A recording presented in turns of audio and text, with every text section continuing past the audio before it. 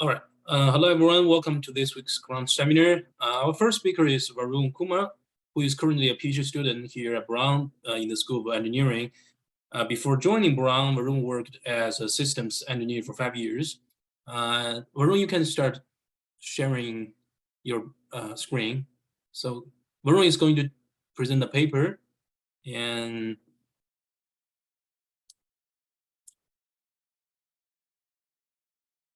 Can you see my screen, Varun? Yes, yeah, I can see that. Yeah, now please start. Okay, yeah.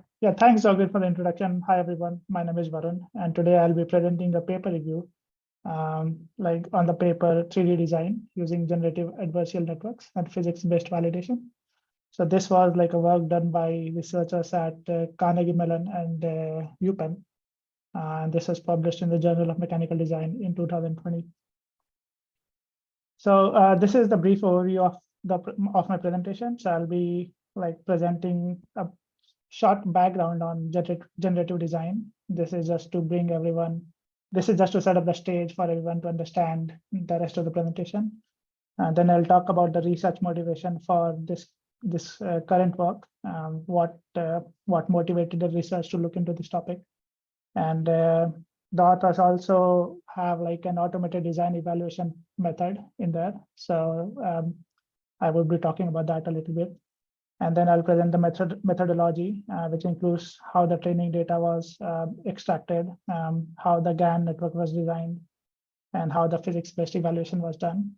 And in the end, I will conclude by presenting the results and discussion from this work and some of the benefits and limitations that the authors highlight in their work. So this is like a short background on what generative design means. So basically, it's a design paradigm that enables machine-driven concept exploration. So this is typically very useful during the concept generation phase in early design phase. A lot of the times when engineers are asked to come up with a new concept, they have like a hard time like figuring out a new and novel design that might suit the requirements.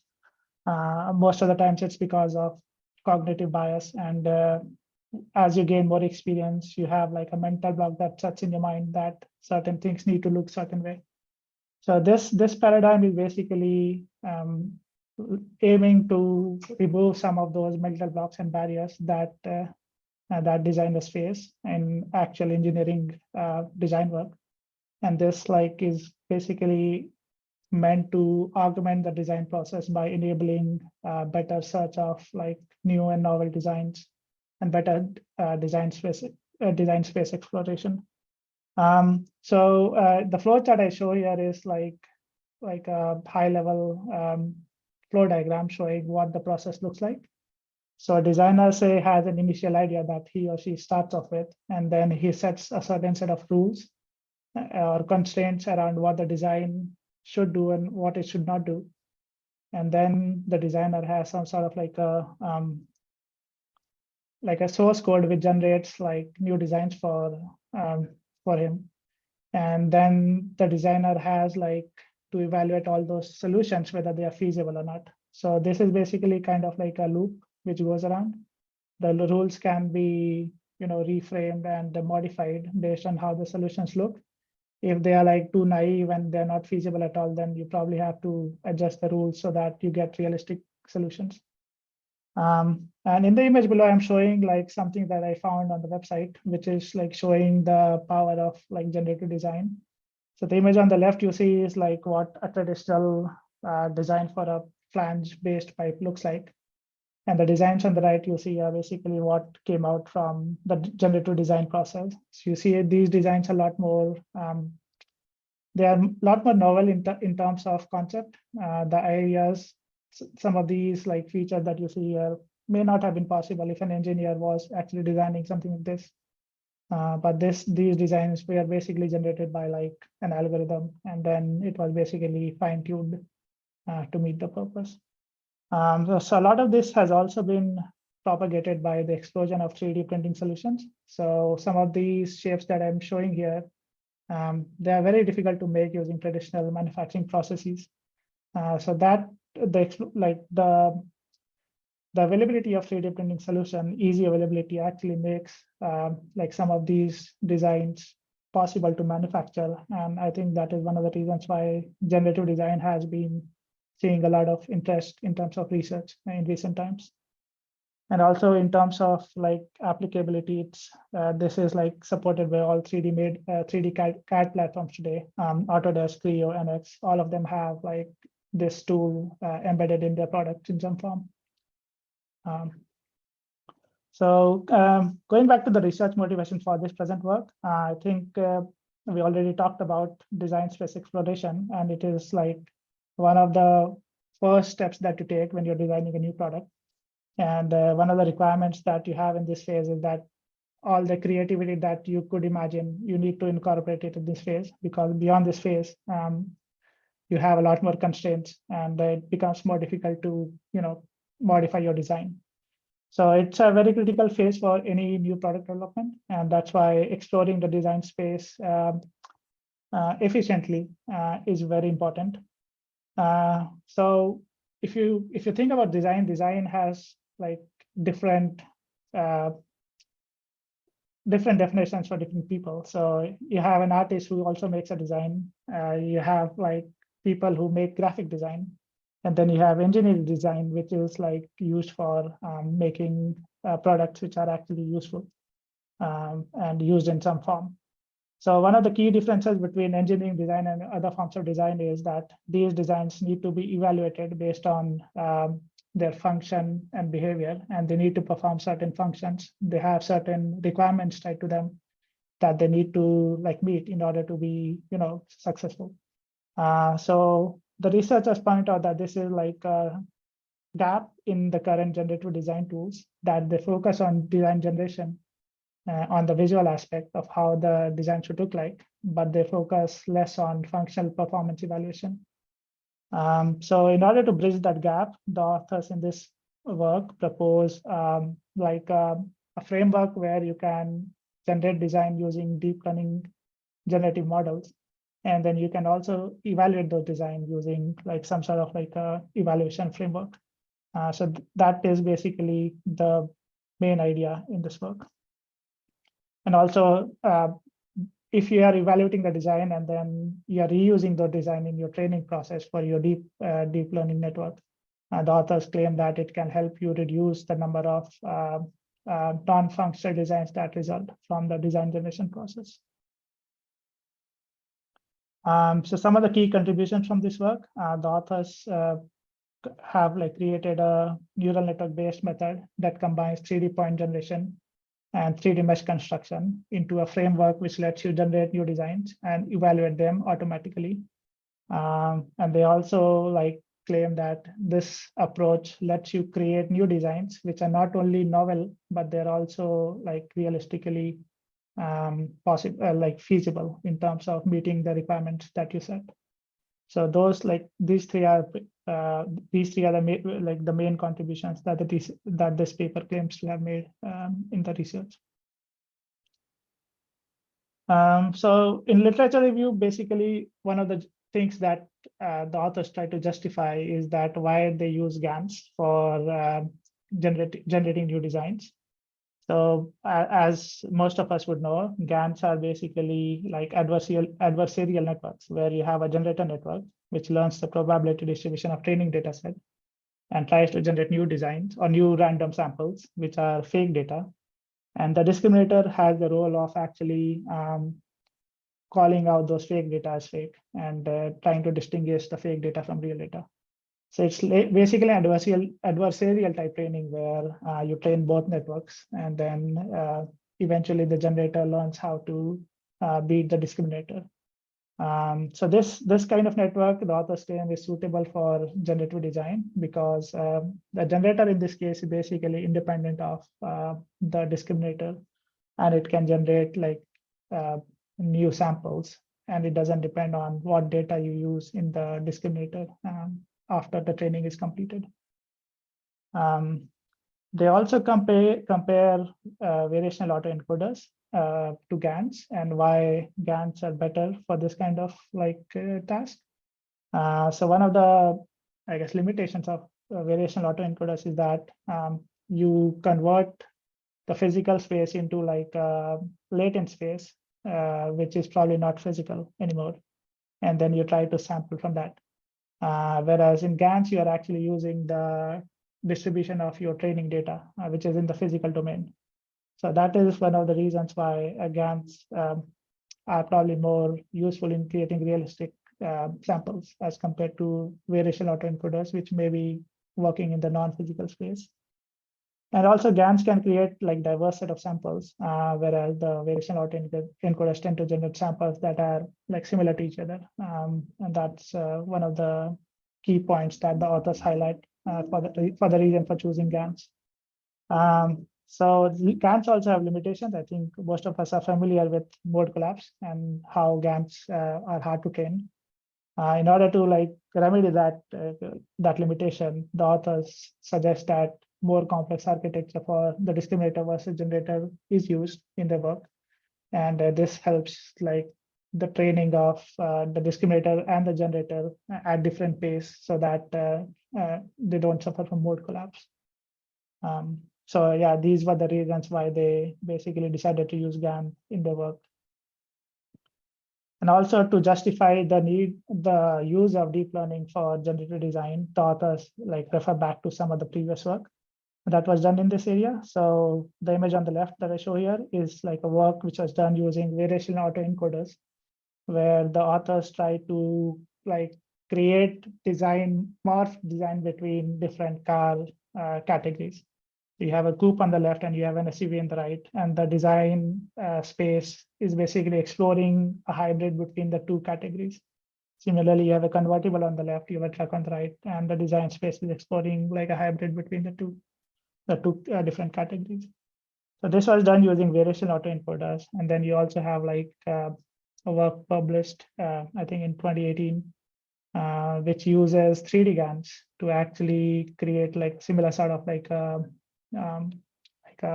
interpolation kind of like structure, where you can interpolate between different designs and create like new designs based on your GAN network generator. So one of the key things that the author mentioned in this paper that is lacking in today's like generative design framework is the lack of automated design evaluation tools. Because at the end of the day, all the designs that you generate need to be analyzed in some form. So if you have a design, you have to analyze it to make sure that it is actually useful for you. It meets the requirements that you have defined in your requirements document and all. So that was one of the key research motivations for this work, is to how to integrate generative design with automated design evaluation tools. So there are some functional evaluation tools available today: CAE, CFD, 3D CAD tools. They all support functional evaluation of tools. And this is like, these existing tools is what the authors are also using in their work. But in this work, they are not trying to actually improve the computational performance of these tools. All they are trying to do is like trying to create a framework where everything is combined into a process flow which is automated.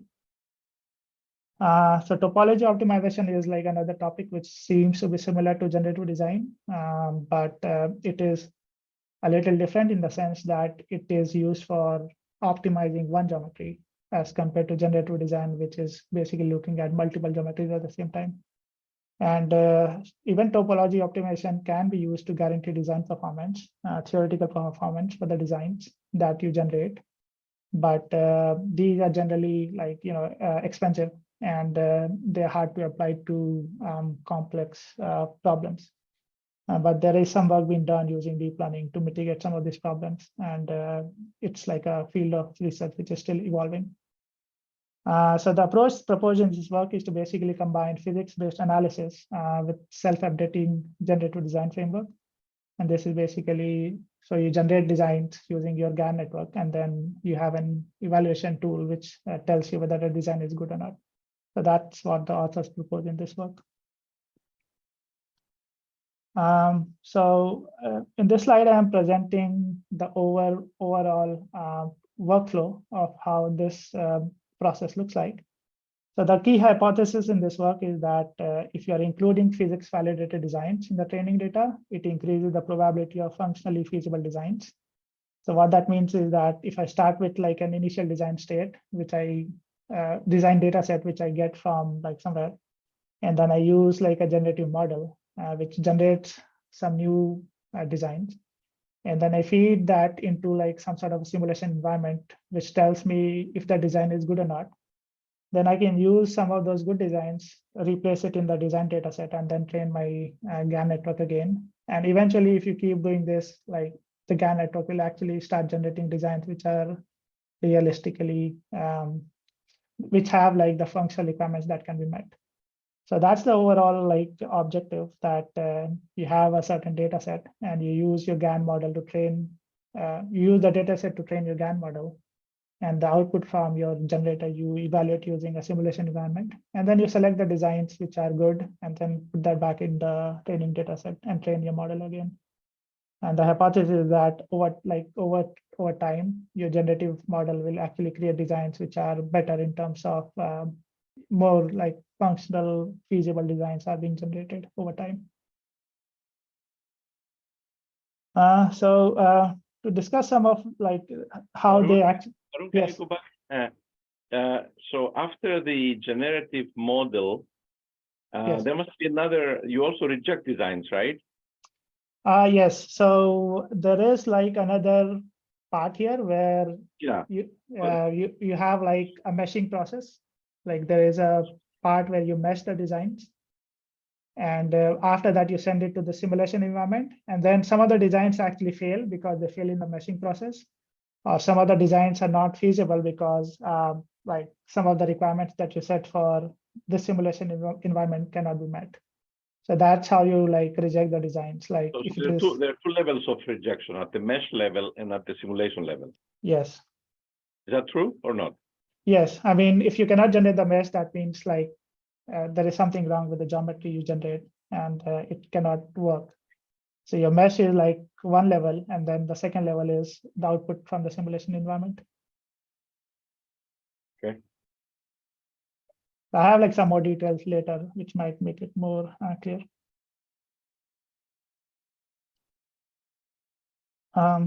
So in order to like train again, the authors collect training data from the ShapeNet database, which is basically a database where you have different categories, and you have like shape geometries in the form of 3D clouds for like all these categories. So they collect 4,000 plus 3D models of aircraft, and they basically collect point cloud data, and then they downsample it to 2,500 points, so that it's like so all samples have the same number of points. They don't exactly define how that downsampling is done, but I think it's like based on some previous work that they have done for such kind of work. And they also do data normalization, where all the models are scaled to like a 0 to 1 scale dimension, so that it's easier to train the network. And they also orient the models and they position the model in the same place. So like this airplane is the axis, the longitudinal axis of the plane is pointing in this direction, and all the models have the same orientation in the training data. The main objective of GAN training is basically to create like a generator network which can actually fool your discriminator. So it can learn the distribution of the training data and create like new samples which represent the distribution of your training data. So that's the main objective, and it's basically a min-max type of optimization problem where you're trying to minimize. Where basically you're trying to create like a generative network which can, it can fool the discriminator. So one of the challenges that exists when you're converting 3D oriented, spatially oriented points into an array to feed into your network is how do you like maintain the spatial orientation? How do you maintain like the neighborhood proximity of the points that exist in space? So you have one point you have like 10 points around it. But when you try to actually put that in a matrix, some of that information may get lost, or you might actually not be able to capture that information somehow. So in this work, the authors deploy a scheme which is basically insensitive to point sequence variation, and they claim that this is this particular scheme is allows them to actually work around this problem of how to arrange the data of 3D point cloud data for training the network. So some of this work is actually also derived from the PointNet work, which was done in 2017. So they're using the same network to in the discriminator. They're using the same network that was used in PointNet, so that they are able to classify designs which are fake versus designs which are true using the discriminator. And I have like some more details in the upcoming slides. So in order to convert the point cloud into a form which is invariant, they use two steps. The first steps they use a small transformation matrix here, which is shown in this input transformation, where they take the input point cloud and they do a matrix multiplication, and then the output that comes out from here is a set of points which is invariant to rigid transformation. So it's basically like CNN, where you can shift the image, but the output, it will still be able to recognize that the object is still the same thing. So it's very similar to that. They don't provide details of what this network looks like, but they just mentioned that it's basically a version of this point class classifier architecture. And in the second step, once you get that the set of points which are invariant to rigid transformation, then you create a sequence invariant feature vector, which operates on each row of points and then creates a 1024 dimensional feature vector, which captures the geometric information of the input point cloud. So this diagram that you see here, you start with it can help you understand what is happening here. So the input point cloud is what you get from your training data, which is basically a set of points in 3D space. Then you do your input transformation, which is the first step, which which gives you this M-out vector or M-out data set, which is invariant to rigid transformations. And then you have a series of multi-layer perceptrons, which works on each row individually and creates a 1024 dimensional vector to represent each of these points. And then in the end, they basically deploy a max pooling by rows to create one row of 1024 dimensional feature vector. So this is basically what is capturing all of the information from this input point cloud into a feature vector, which can actually be used in the network eventually to determine whether the point cloud is the point cloud that you're feeding is actually true or fake. So this is how they design the discriminator. And the generator is basically using a random, it's using a distribution defined by the user, and it is some sampling from that distribution. So that's the whole network design that they're using in this work. And so, Varun, I have a question. So yes. Let's say the curvature control of the shape, yes, is done where in this discriminator? So the curvature will be it will be a part of this mesh cloud only. So it will be it's a 3D mesh cloud, so it has that information in the mesh cloud. Is that the Stanford tool? Which tool they use for creating the mesh cloud? No, the cloud, yeah, the cloud point. There's some. I think the cloud they don't specify. I think they say they found it on the ShapeNet website. Okay. But they don't specify exactly if the points were in the like repository, or they made a tool for them like by themselves. Okay. Okay. There's a somebody gave a talk for pins for these cloud points, but from Stanford, but they actually have it was for geometry generation, 3D shapes. So that may be a better tool for us. Okay.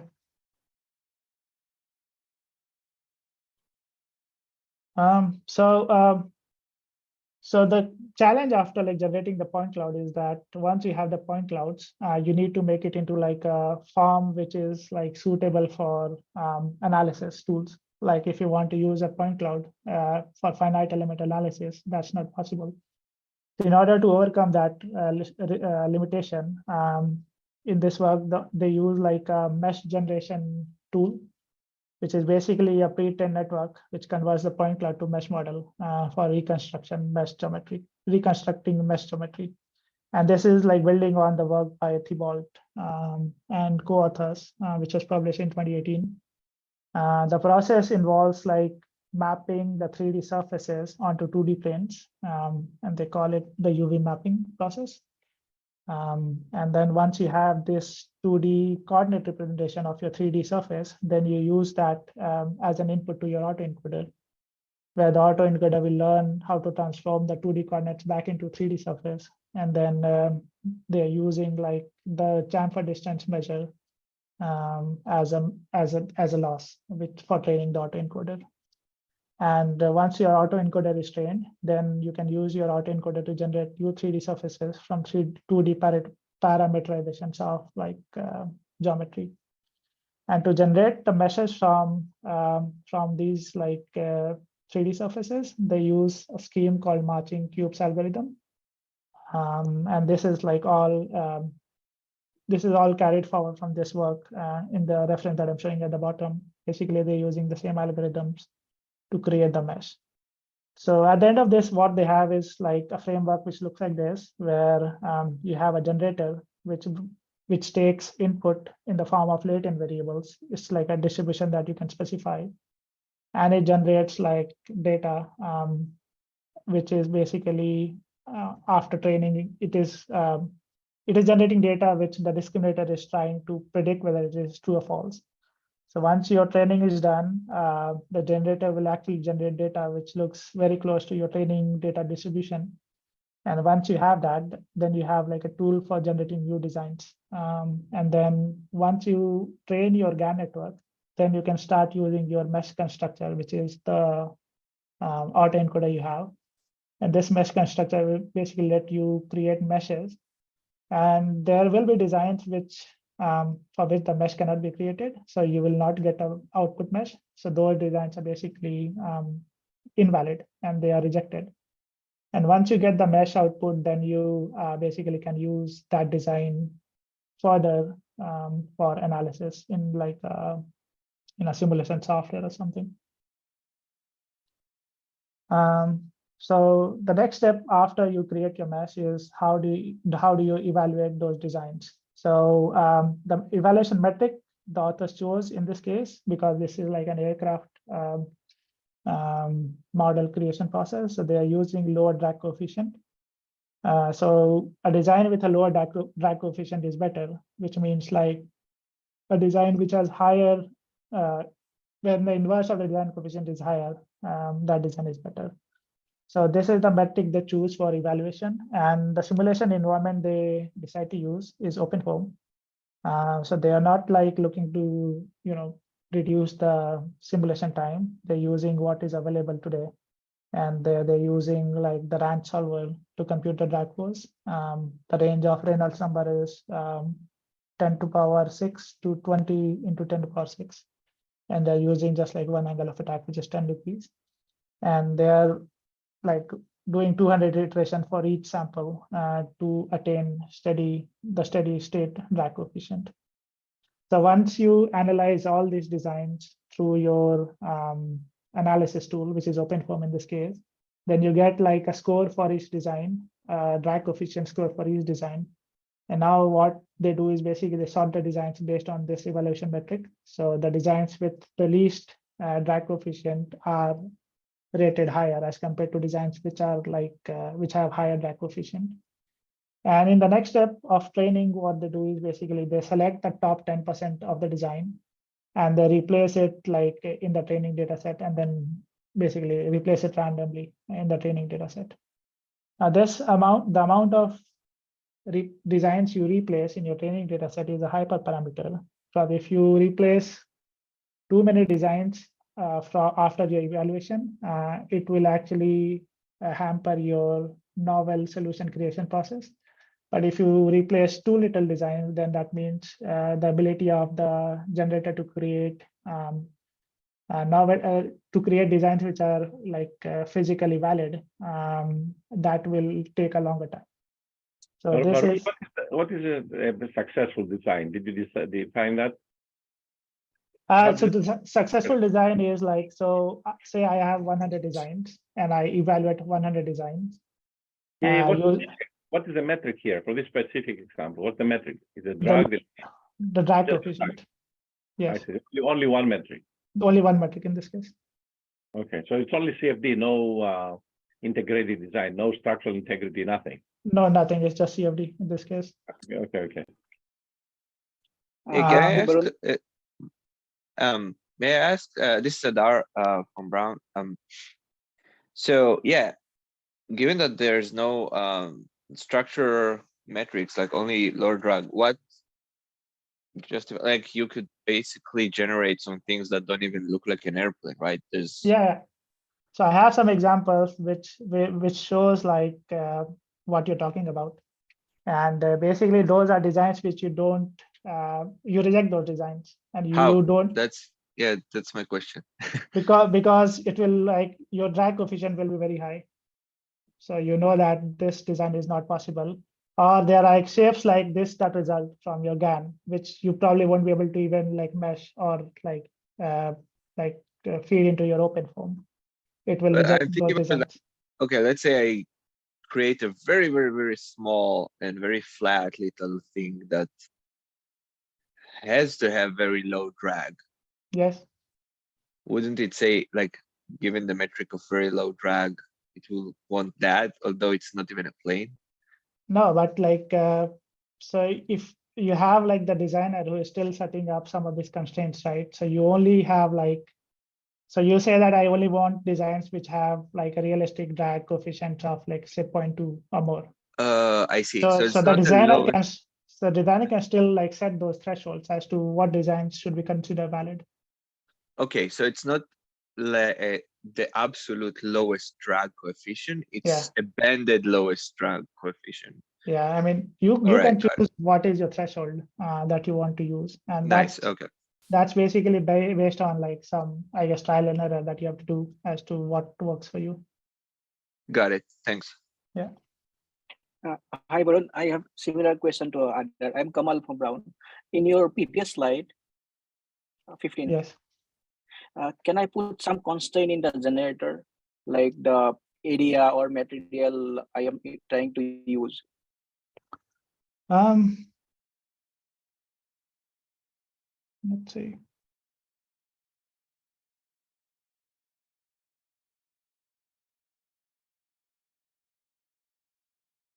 In this case, it is like not, because these are points, so it is not taking into account what material is being used.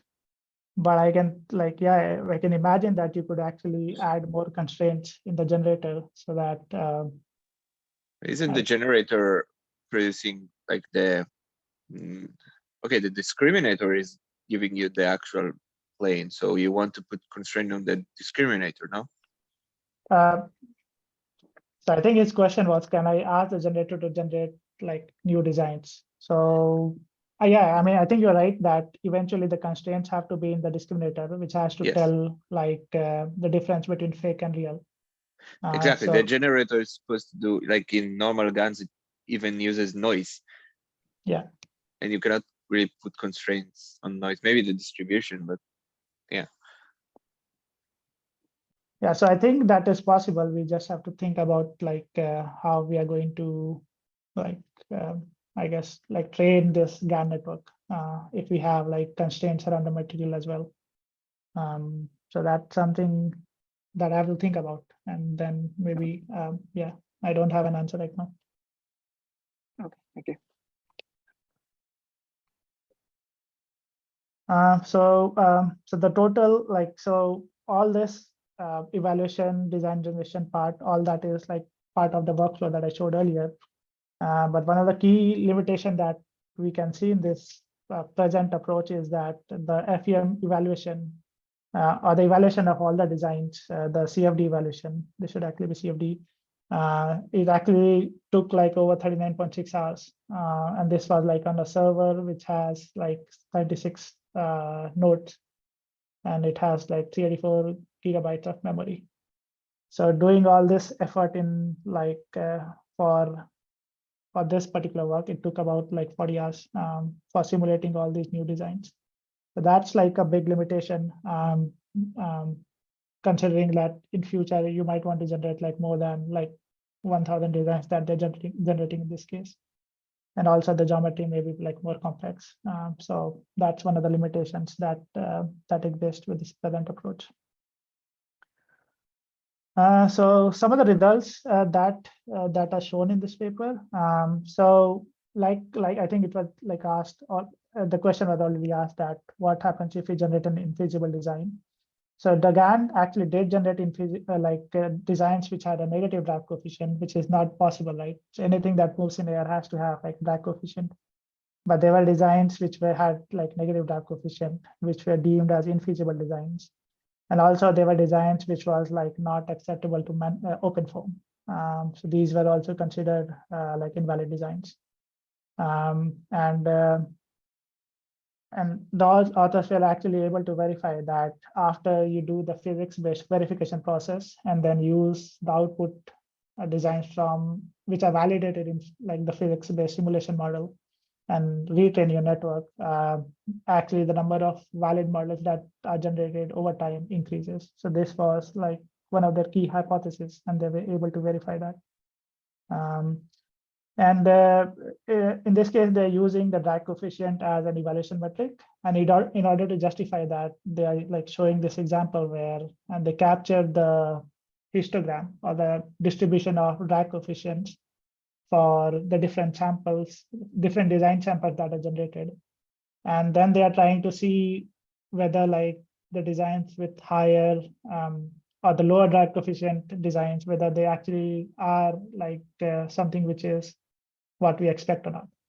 So this histogram, if you can see, is basically showing the drag coefficient for all the designs in the second iteration. So what you have on the right is like designs with lower drag coefficient, and what you have on the left are designs with higher drag coefficient. So when you actually look at the designs, the ones on the right actually have a very streamlined shape. One of them actually looks like a bird almost, which makes sense because now these shapes are more streamlined and will have like lower drag. Whereas the shapes on the left, which you see, which have very high drag, they are basically look like, I don't know, it's like a stone or something. It's not streamlined. So based on this, extracted data, users, the researchers, the authors in this paper are actually able to justify the use of drag coefficient as an evaluation metric. They also say that we can add other metrics, like structural integrity can be analyzed with another metric, but that is not something they have done in this work. They're only using one metric in this case. Another interesting thing they point out is that there's a lot of like designs in this like central region of this distribution, which look like the airliners that we have, the modern aircrafts we have. And these are like not, these are not optimum designs because these designs have like a higher drag. And that's because they have like the engines mounted under the wings. So that creates a lot more drag as compared to some of these other designs which don't have the engines creating the extra drag. And the reason for a lot of designs being generated in this non-optimum region is because the training data has like a lot more airline class as compared to other classes. So it's like the input data they use is like a generic it has generic aircraft designs. It has all sorts of aircraft designs, including airliners, like the old World War II designs and everything. It's all in there. But a lot of them is actually the modern airline design. So a lot of data, a lot of designs that were generated is actually like in this region where it is probably not optimal.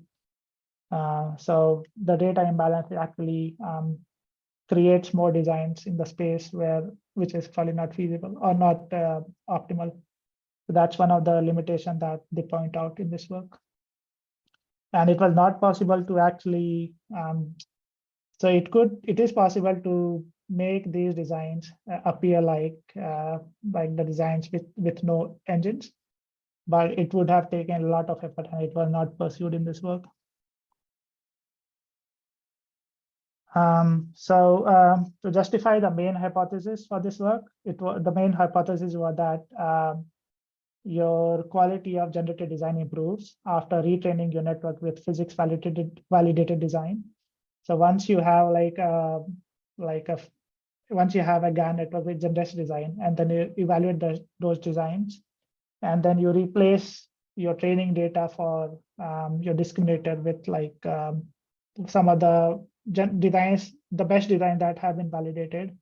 The claim is that it will help you reduce the number of designs which are suboptimal in terms of meeting the functional requirements.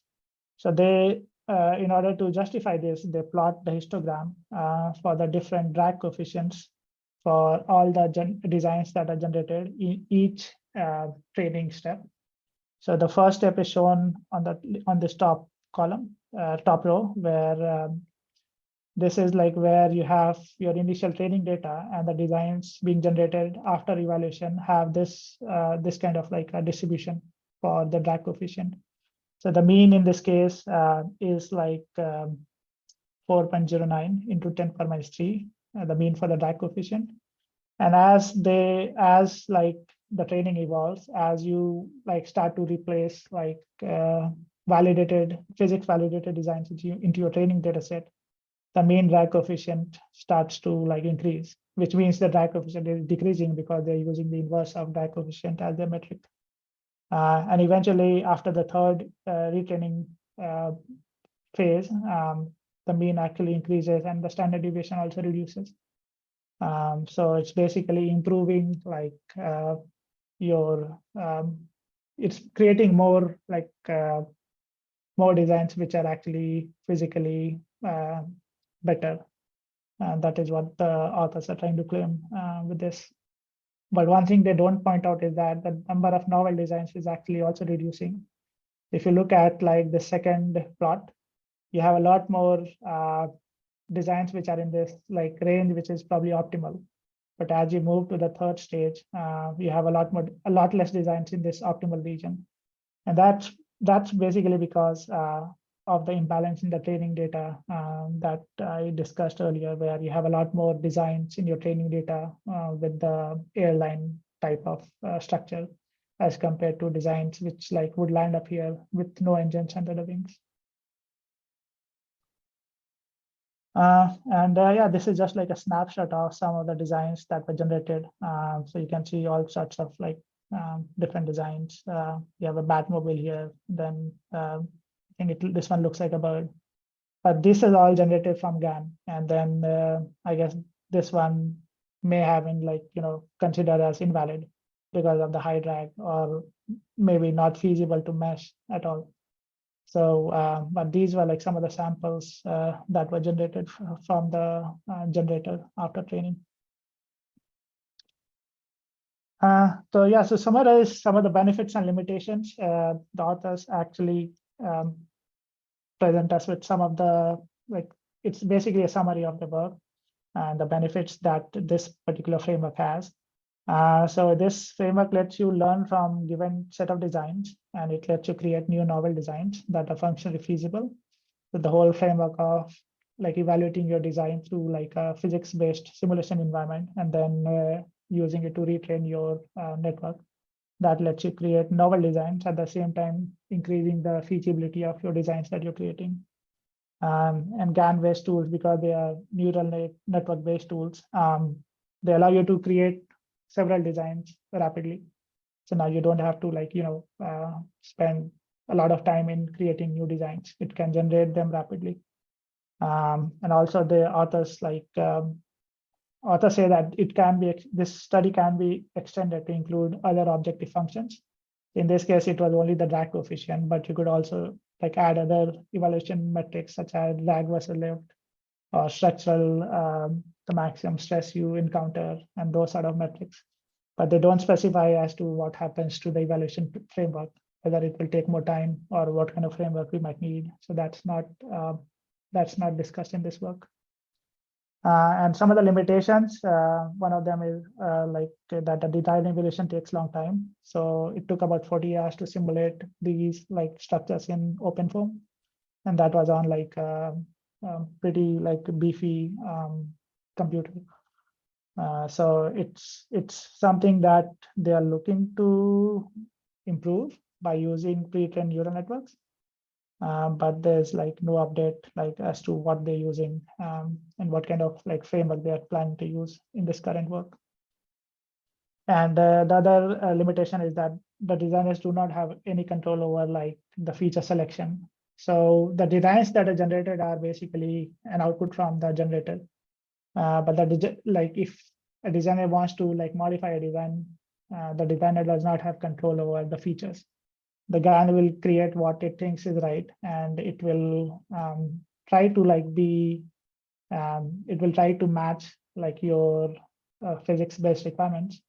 But if the designer wants to add some features to improve with minimizing the drag, the designer does not have control as such over the design generation process.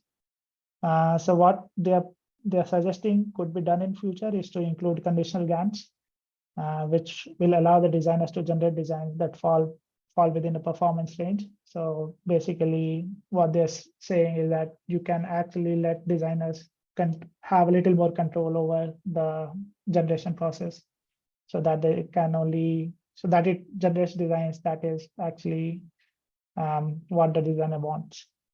But that's a future work that is that is not more details of this work is actually not mentioned in this present work. Yeah, so that's it. And yeah, I would be happy to answer any questions that anyone has. Thank you, Varun, for the presentation.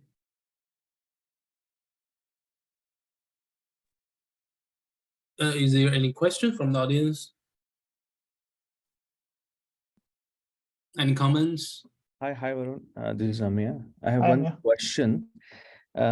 Maybe I missed it, but is there any geometrical constraint they are putting in the, along with this drag coefficient? No, there is no geometric constraints, and that's why you see these shapes. Yeah, because it can generate a long, say, kind of a stick which is parallel to the streamlines, and it can give you lowest drag basically. But I think the reason why it will not happen is because they're using these aircraft in the training data. So it will still be restricted to generating shapes which are more like this. Okay. Eventually, I mean, if you if you use things like a slender body in your training data, then it might start generating those shapes. But I think it is constrained based on the training data, because it can only generate the distribution that you feed in the training data. Mm-hmm. Okay. Because if you see the first image, with the wings are very small. Yes, here. this one. Yeah, this one. Yes, yeah. So if I can just stretch it without any geometrical constraint, I'll get the minimum drag. I can satisfy all the constraint whatever they have given, basically. Yeah, so I mean, I don't know if they keep training it for longer, will that happen or not, because they only train for three iterations. So I'm not sure if you keep training it, whether it will start to evolve into something which you don't expect or not. Okay. I think it's not topology optimization, because it is not taking the feedback from the evaluation tool as to what design feature should be modified. So I think it may not happen, but I cannot say what will happen if you let it run for long. Okay. Yeah. Thank you. Yeah.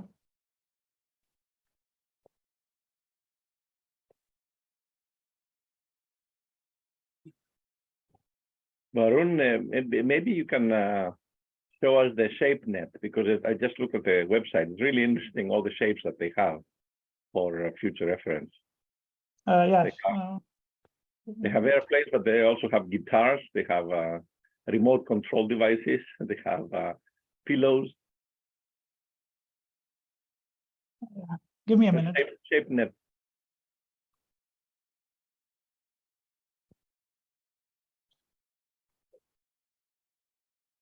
It's okay. People can look it up, but I'm just saying that it's really interesting to see that.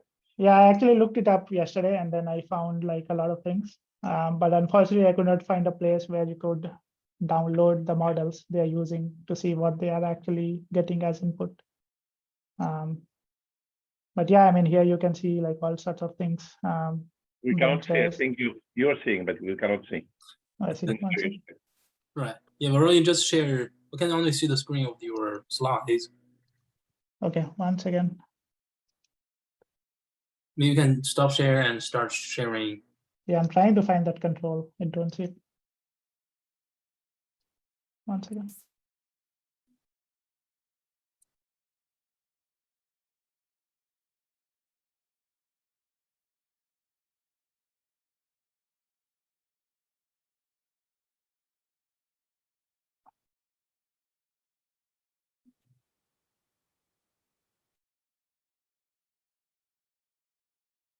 Yeah, so I think this is, is it visible now? Yes, yes. Yeah, so this is like the ShapeNet website, and you have different categories and different. Go on the left side, yeah. Different warehouses you saw that there. Yeah, so this is the category that they're using. Like they have all different like airplane designs here, and this is what they're using for training the GAN. Go to the guitars. There's a guitar. You can optimize your guitar. Yes. Yeah.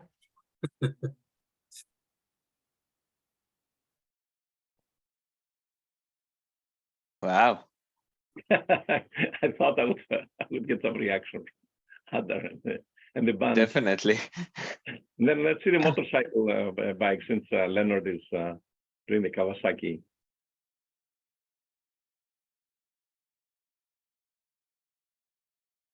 Yeah, they have several designs. Yeah.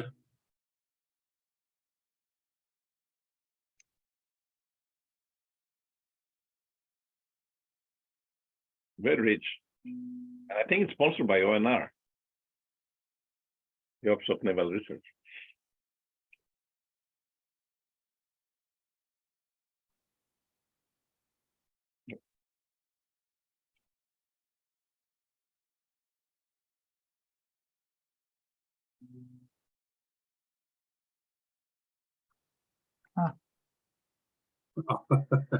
Yeah, I checked that already, the whiteboard. Yeah, it's very interesting. Are there any other questions regarding the presentation and the paper Varun just presented? All right. Thank you, Varun, for your presentation. Yep. And now we move to our second talk. Our second speaker is Zhiwei Fang from Amazon. Zhiwei is a machine learning engineer with strong background in the development and implementation of cutting-edge technologies. He worked as a senior machine learning engineer at NVIDIA Modulus Group, and later on he joined Amazon as a senior applied scientist in 2022. With his expertise in machine learning and engineering, Zhiwei has made significant contributions to the development of advanced technologies in NVIDIA Modulus. Welcome, Zhiwei, and I can see you. You can start your presentation. You can share your screen first and start your presentation. Okay. Oh, I see you. Yeah. Okay. 1 second. Yeah. Can you see my screen? Yes. Okay. Okay. Yeah. Can I start right now? Sure, please. Okay, thank you. So thank you, everyone. Thank you for Professor George's invitation to introduce, so I can introduce my most recent work in pings. So today my topic is ensemble learning for physics-informed neural network especially I focus on gradient boosting approach in this work. This is a corporate work with Stefan Wang and Professor Paris at UPenn. So actually, this is a quite simple technique, and we find in some situations, this technique works very well, especially in singular perturbation, and we will see this later. So I will cover 3 parts in this talk. First is gradient boosting machine learning background introduction, and as well as the proposed method. And then we will see some numerical examples. And finally, I will summarize this method and introduce some future work. So let's start with gradient boosting machine learning. So gradient boosting is one technique in ensemble learning. And ensemble learning is a machine learning technique that combines the prediction of multiple individual models to produce a more accurate and more robust final output. And by aggregating the outputs of different models, ensemble learning aims to reduce the risk of overfitting, improve generalization, and increasing the overall predictive performance. The common ensemble learning method includes, as shown in this screen, like bootstrap, gradient boosting, and stacking, etc. And these techniques are widely used in various applications of traditional machine learning tasks. For example, classification, regression, and recommendation systems, etc. So today we will focus on the boosting method.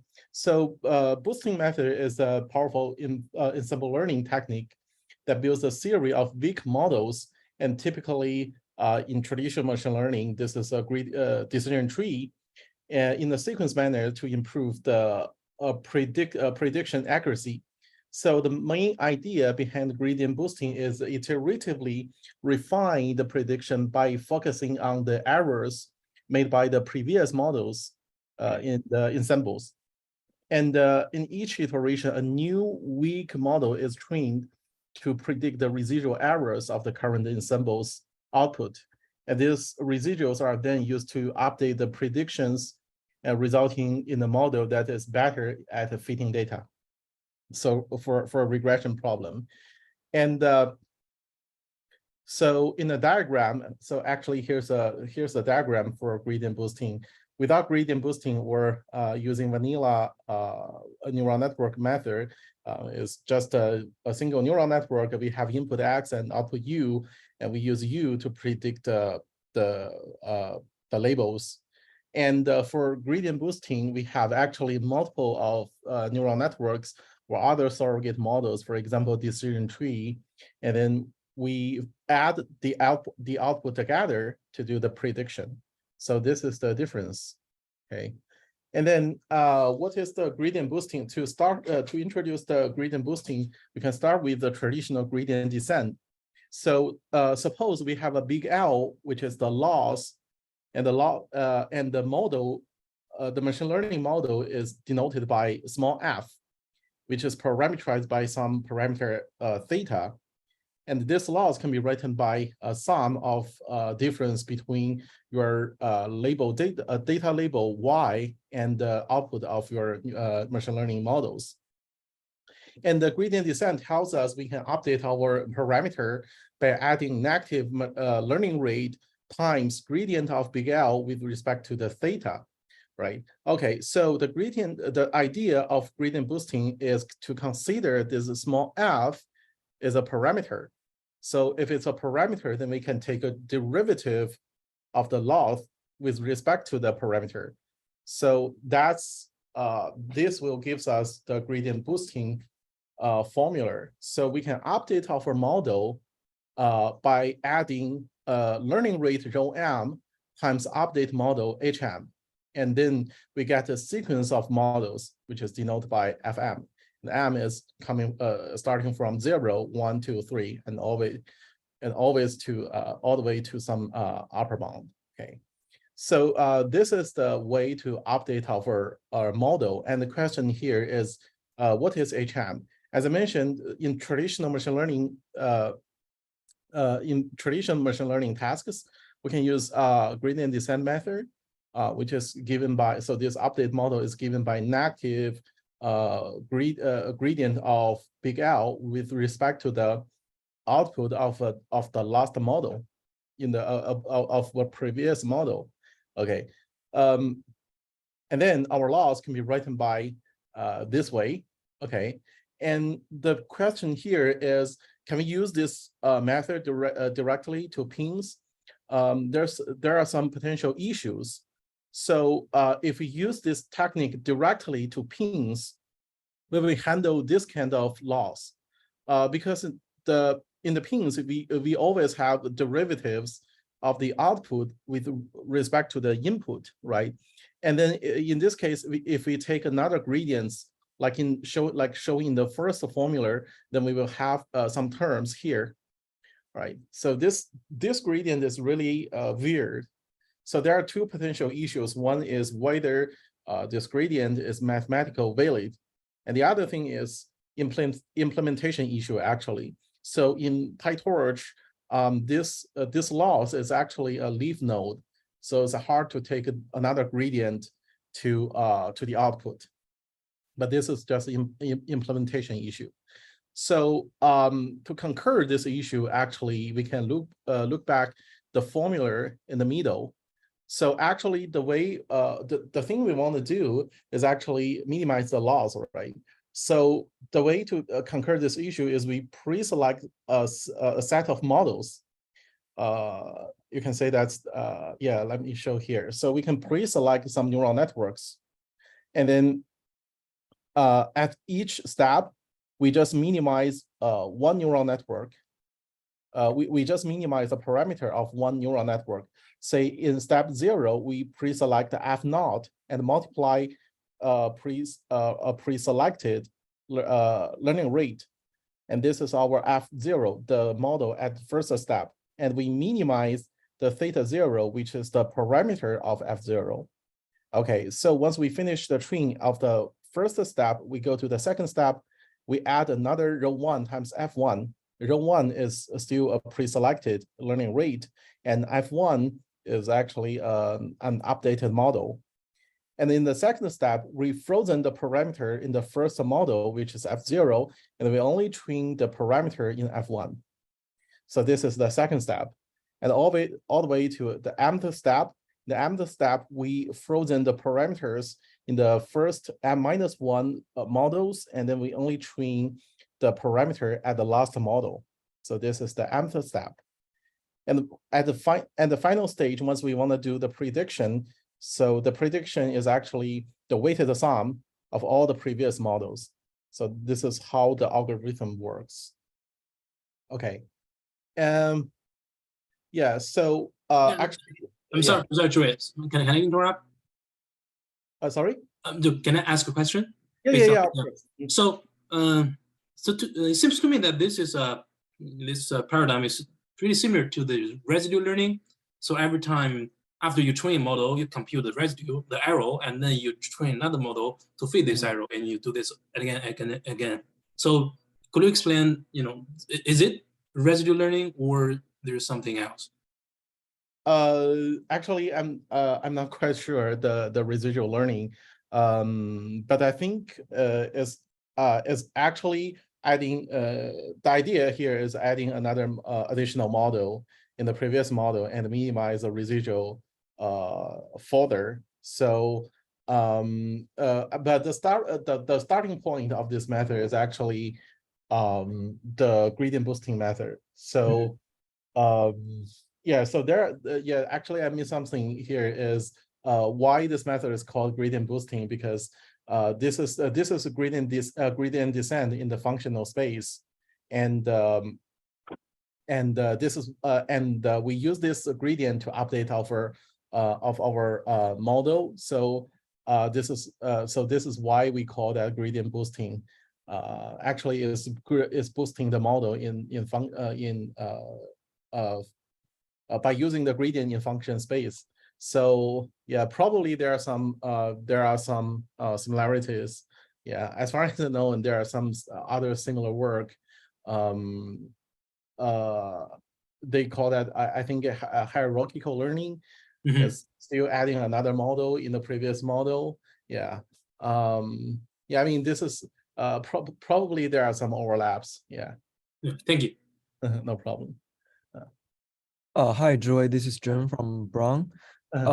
So just one small question. Did you mention at some point how do you calculate the row in the previous slide? Yeah, so the row is actually pre-selected.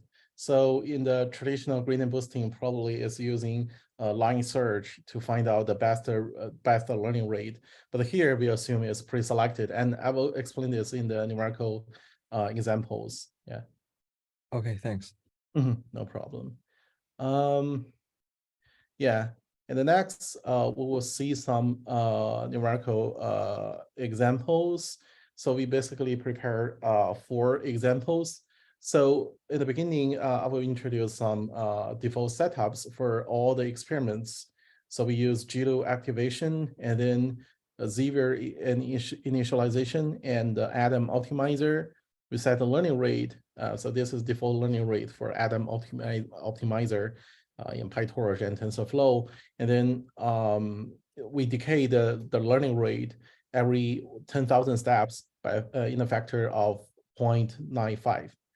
Okay, and so the first example is a 1D singular perturbation.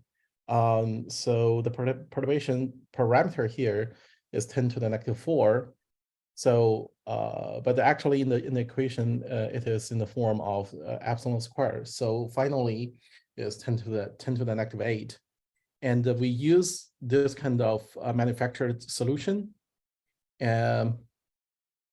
So as we can see, the true solution is the right line in the left figure. So around the 2 endpoints, basically the angle is almost 90 degrees. Okay, and we can, so the black line in the left figure is actually the prediction of gradient boosting pins. So the neural network set I choose here is this set. So the tuple here, like 150 and 1 here, is actually telling the neural network architecture. So which means the input and the output layers is one-dimensional, and there's one hidden layer which has 15 neurons. And for example, 100, 101, that means we have 2 hidden layers with 100 neurons for each layer. Okay, and finally we have a big F here. So big F here means for a Fourier feature neural network. Okay, so I will mention learning rate here. So the learning rate here, I mean the learning rate for gradient boosting, we used 0.5 to the mth power. So the reason we choose the kind of exponential decay is because so at each step, the new update model is only responsible for the residual of the previous model. So we assume the residual is going smaller and smaller. So at each step, we're handling a smaller residual. So we assume the model do not need to have as much amplitude as before. So here we use exponential decay. Of course, we can choose other bases, for example, 0.9 to the mth power. But we find, at least in this experiments, this setup is good enough. So here we choose 0.5 to the mth power. And then for the relative L2 is only 0.43. Okay, so the difference of the ground truth and the prediction is showing on the right figures. Okay, so to illustrate it's actually the gradient boosting working here. We do some ablation study. So if we use vanilla pin with 3 hidden layers, 100 Sorry to interrupt. Can I ask a question? On the previous results, what does it look like when you zoom into the boundary layer? Like, are you actually getting the width of that correctly? In some sense, the Peckley number is so high that it's hard to, the L2 norm, it's, really you want to look at something like an L infinity norm for something like this to see, you know what I mean? Yeah. Probably L infinity is better. Yeah. So for L, yeah, for L infinity is probably better. But actually, we can see from here. So if you use vanilla ping, it has a very bad result here. So actually, if we look at L infinity, probably at this 2 point, you have 0.4 error here. But I mean, anyway, this method has some improvement compared with the vanilla ping. So yeah, I mean, my question is more about the width of that boundary layer, right? So for a physical problem, what you care about is that mixing length. So of course, you know, it's great to beat a vanilla pin, but for engineering applicability, I'm curious about whether you're actually getting the getting a accurate representation of the mixing length, or it could just be that it just immediately like cranks it up to 1 right away. Yeah, You know what I mean? point. Yeah, good point. Actually, I didn't consider the length of the boundary layer here. Yeah. So I just simply compared the relative L2. Yeah, but it's a good point that we should compare the boundary layer. I think, Joey, I think what Nat is asking is you specified epsilon 10, basically epsilon square. The boundary layers like 10 to the the Reynolds number is like 10 to the 8 here because it's 10 to the square. Yeah. So can you resolve thickness of 10 to the minus 8, or it just jumps to 1? That's the question. Yeah, like a zoom into the, like, I think it would be 1 over epsilon, a neighborhood of that size near the boundary. So that you could see right there, it's this e to the minus x over epsilon, whether you're resolving that curve or not. Yeah, actually, yeah, that's a good point. I didn't do that study. Yeah, I didn't compare the length, the thickness of the boundary layer. Yeah, so when I do these experiments, I just sample many points in the domain and then just compute the relative L2. Yeah.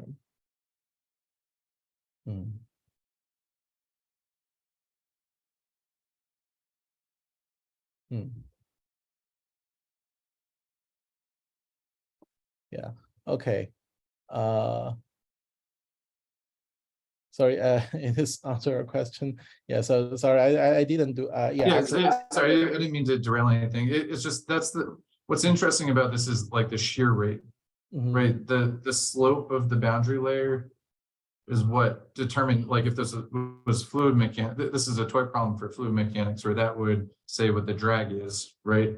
So if you just have an indicator function that goes from 0 up to 1 and then down to 0, that'll have a very low L2 error. But the thing that you actually care about, which is that the gradient at the boundary, you know what I mean? Yeah, I know. Yeah. But it's more of an applied question. This is a nice improvement over vanilla pin. So thank you. No, yeah, no problem. Yeah, probably. Yeah, you're right. Probably we should compare the H1 instead of simply L2. Yeah. Okay. Yeah. So as mentioned, this is the vanilla ping. So if you use vanilla ping, we will get a larger error. So both in L2 and L infinity. So yeah, so this is the first example, and I also do some ablation study at the finally. So we will see this at the end. So the second example is 2D singular perturbation with boundary layers. So actually, this is Erickson-Johnson problem. So the model problem is negative epsilon Laplacian u plus derivative of u with respect to x. And if we use the manufacturer solution as this, and we choose the parameter R1, R2 like this, and then we have right-hand side term equals 0.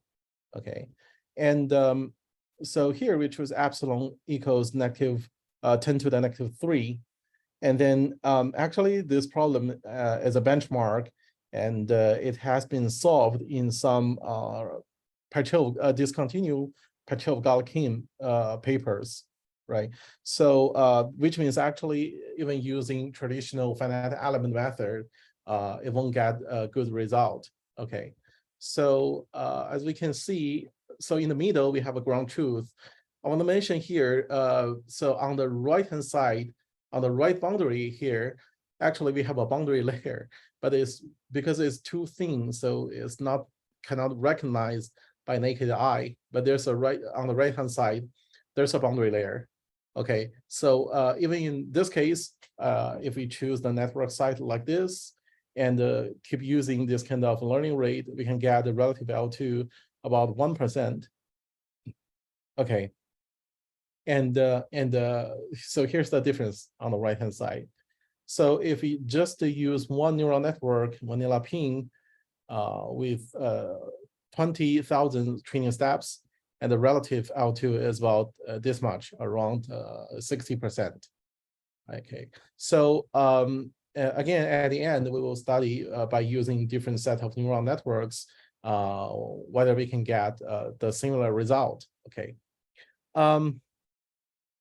The next example is actually 2D singular perturbation with interior boundary layer. So we're still using this convection diffusion equation. And here's the manufacturer solution. And in this case, we choose epsilon equals 10 to the -4. Okay, so so we can see actually there's a inside the unit circle, the function value is about 2, and the outside unit circle is about 1, the function value. And then if we use this set of neural networks, and then the relative L2 is about 3%. But if we use vanilla ping, so here's the result, it's about 60%. So this is the interior boundary layer. So there's a sharp gradient in the middle. Okay. So finally, we have nonlinear examples. I think this example has been reported in some Ping's paper. Yeah, so I have cited this paper. I have cited this paper in the slide. So this is nonlinear reaction diffusion equation, and with this initial condition. So we solve this problem by choosing this set of parameter nu equals 10 and rho equals 6. And so here's the result. And the relative L2 is less than 1%. I didn't solve this problem by using vanilla ping, but I cite the result in the original paper. So I cite the paper here. In this paper, they introduce a technique called the sequence method. So we can see actually even so first of all, they only solve the worst case they solve is nu equals 6 and rho equals 5. But we can do better. We use nu equals 10 and rho equals 6. And then even with nu equals 6 and rho equals 5, the relative L2 is only about 2%, 2.6. Okay, but by using this method, we can get a better result by using in the worst case actually. Okay. So here's the numerical examples. Actually, so the final things I want to mention is the ablation study. So in this study, actually, I want to study whether different pre-selected neural network set will have will affect the final result.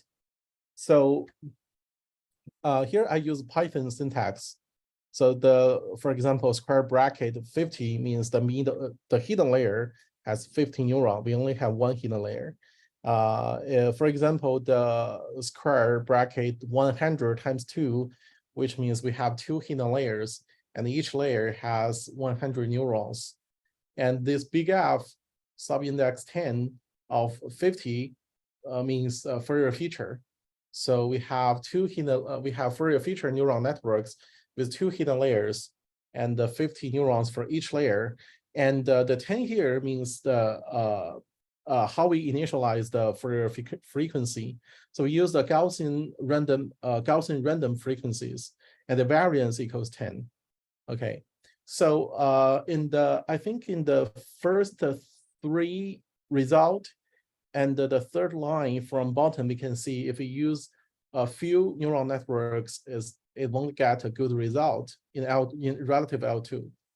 But if we look at, for example, fourth line, fifth line, and the last line, we can get a better result, right? And in the second line from bottom, actually, we use only a Fourier future neural network. It still get a good result, but it's not as good as the result we report before. Actually, and before is similar to the last one. So this means probably in this example, Fourier feature is also a good surrogate model. So we can use the Fourier feature neural network to solve this problem, and we can get a decent result. But the thing is, the point I want to mention here is to get our result as I mentioned before. So it's a combination of all the neural network, and probably in this example, Fourier feature is good enough in the application in the practice, but the gradient boosting pin here means you can put all the surrogate model together and then combine them, and it always gives you a not bad result. So if you see in the final combination is different to the one I choose, but still gives you a not bad result. And the fifth line here is also the same thing. So it's not the same the neural network set, but still gives you around 1% error. So yeah, that's the point. And yeah, so the second ablation study is about the interior boundary layer. So there's a phenomenon here, which is interesting phenomenon. So if you look at the third line, we use this set of neural network and we get 6%. But if we drop the last one, we only get we can get a better result. So actually, I can't explain this phenomenon here. I mean, sometimes it happens, but I think when I think about this method, I think the advantage here is you can just put some neural networks together. You think it should be work, so you can put this in a neural network set, and then it gives you not bad result. Otherwise, you have to investigate what is the good structure to solve the problem. It takes you some times. But if you combine them together, it won't gives you, you can save some time to do the exploration. So this is the point here. So I think finally, I just summarized the work here. So this method, I think, is simple and it's simple to implement. So if you have a pins code, you can just make a small change on your code, and then you can implement this method. And it is flexible. Actually, we already see you can put the fully connected, you can put the Fourier feature. If you want, you can put other neural network, for example, residual or siren or other neural network architectures, or even you can put some numerical methods here as a baseline model, and then you can put other you can combine the numerical solver and neural network together if you want. So I mean, this method is flexible, and it gives you improve the result to compared with individual solvers. So this is the advantage, but there are some disadvantage here. For this method, we have to train the model in sequence. So unlike the bagging method, as I mentioned in the ensemble learning, the bagging method actually we can train the model in parallel, and then finally we combine them together. But I find at least I tried some examples in pins, it doesn't work very well compared with this method. Okay, so the other thing is, unfortunately, it doesn't work for conservation laws. And probably this is one of the future work. And the optimal combination of the neural network needs some studies. Like I mentioned in the ablation study, well, different set of neural network combinations. For example, the last one gives you almost a similar result to the one I shown. So what is the optimal one? This is unclear right now. So the other thing we can try is a ensemble learning method. Yeah. So we can apply like a backing method or stacking method in the pins. Yeah, this is another future work. Yeah. Yeah, I think this is everything I want to introduce today. It's a very short talk. Yeah, so let me check out any questions. Do I have any questions? Thank you, Joy, for your talk. I see that. Oh, one comment in the chat. Also, okay, I think that's from NetTrask, who already asked this question. Okay, is there any other question? I have a question. I have a question. Yeah, go ahead. So this perturbation methods, we used to teach, and I took a course as a student, and you basically learn the WKB method. If you learn the WKB method, then you can solve this problem very easily by converting any singular perturbation problem into a regular problem. And the way you do it is you assume the solution, let's call the solution U of X, is an exponential of 1 over delta, a sum from n equals 0 to infinity of delta to the n, S and X. If you plug that back in the equation there, you basically come up with a series of ODEs, in this case, for S and of X, which are very nice behaved, no epsilon, and you solve that in a matter of seconds. So you can do that for any, even for variable coefficients, you can do that. So take a look at Wikipedia, because as I said, we used to teach courses, and we used to have courses. And Bender-Orszag is one of the most famous books if you want to look it up. If you do that, there's no way that you can compete having neural networks. So basically what you're doing is you have multiple neural networks, but we have multiple equations which behave. I can read the first one for you. For example, for the second order equation that you were solving, this equation would be like 2s0 prime s1 prime plus s0 double prime. And that's the order 1 for order epsilon 1. So that equation you can solve, all this equation you can solve very quickly, one after the other. So there's no need to do all this.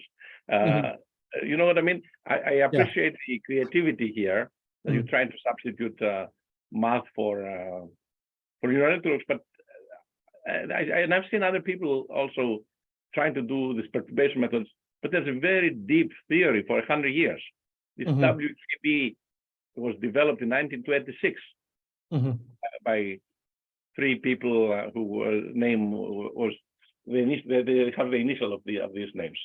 So one of them is the Brillouin, who is a famous mathematician. So there's like it seems to me that while we're trying to find neural networks to substitute everything, we also need to look at the fundamental math that has been taught in applied math department until 5 years ago, 10 years ago. Yeah. So then you make a comparison and you see if the neural network brings anything other than the brute force. Oh, so actually, so the thing I wanna do here is I see, for example, original pins cannot do this, cannot solve this problem very well. So I was thinking, is there any way that we can heal this issue? So that's the reason I use this method to solve the. Wait, but that's the point I'm making. That with a simple transformation, you plug in an asymptotic expansion to the equation, you turn the perturbation equation into a series of very well behaved order 1 equation where epsilon is not there anymore, and then you use for each one of them. So you have to demonstrate that you can do better than that. Another way, by the way, is to just from the asymptotics again. You know the feature, and so you will get a e to the minus x over epsilon, and you put that as a feature expansion instead of sines and cosines. You put that as a feature expansion, you're done. Mm-hmm. Because you have the right coordinate. So a little bit of cleverness, I think. So the question is, you can always beat the dumb pins, the original version, but can we beat the transform equations implemented by pins? I'm not sure that is the case here. Maybe right, maybe not, but I don't know the answer. Yeah, I think we can do some transformations or expansions on this, but it depends on the problem. Like in this example, like in the singular perturbation, second order singular perturbation, probably we can use some technique, and we can always expand the solution around the boundary layer is kind of exponential. WKB, sorry. WKB, look it up. WKB is for any order equation, nth order equation. Even in Wikipedia has it. Okay. Yeah. Nth order.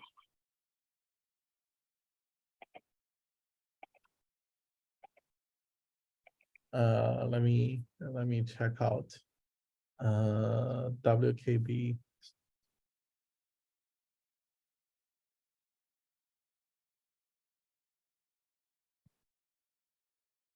As I said, there's a whole book by Ben and Norzak, so you can check that. But yeah.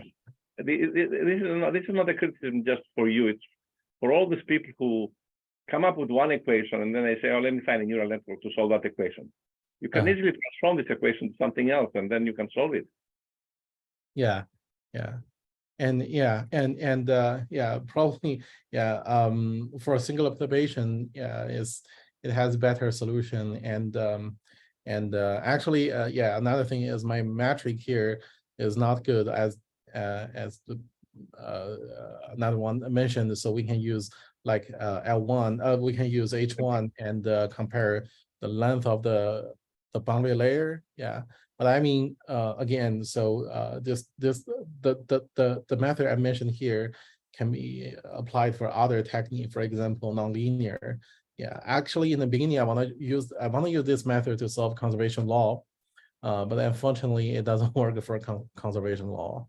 Yeah, so for that, because the conservation law doesn't work, I just show like the nonlinear examples and the singular perturbation. Yeah, but that's right. Yeah, maybe for a singular perturbation, we may have other better solution. Yeah. Actually, I'm wondering how many people in the audience have taken a course on WKB method. Panos, Tinis, have you taken a course? Yes, actually, I've taken a very nice course on asymptotic methods where we were taught from Bender and Orzak, a graduate course. Yeah. Yeah, I was taught by Orzak. Okay. So yeah, there are some people who have taken this course. So you know what I mean.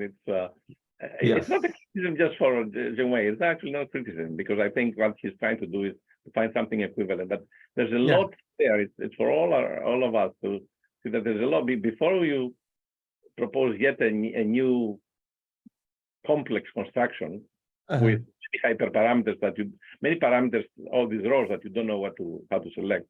There's theory. And theory sometimes can be very practical too. Yeah. Okay, yeah, that's a good point.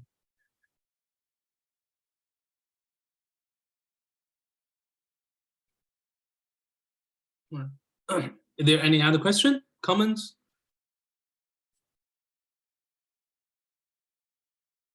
All right, thank you, Zhiwei, for presenting your work here in the Crunch seminar. So if there's no question, then this comes to an end of this week's Crunch seminar. Everyone has a nice afternoon, and see you next Friday. Bye. Yeah, thank you. Bye-bye. Bye.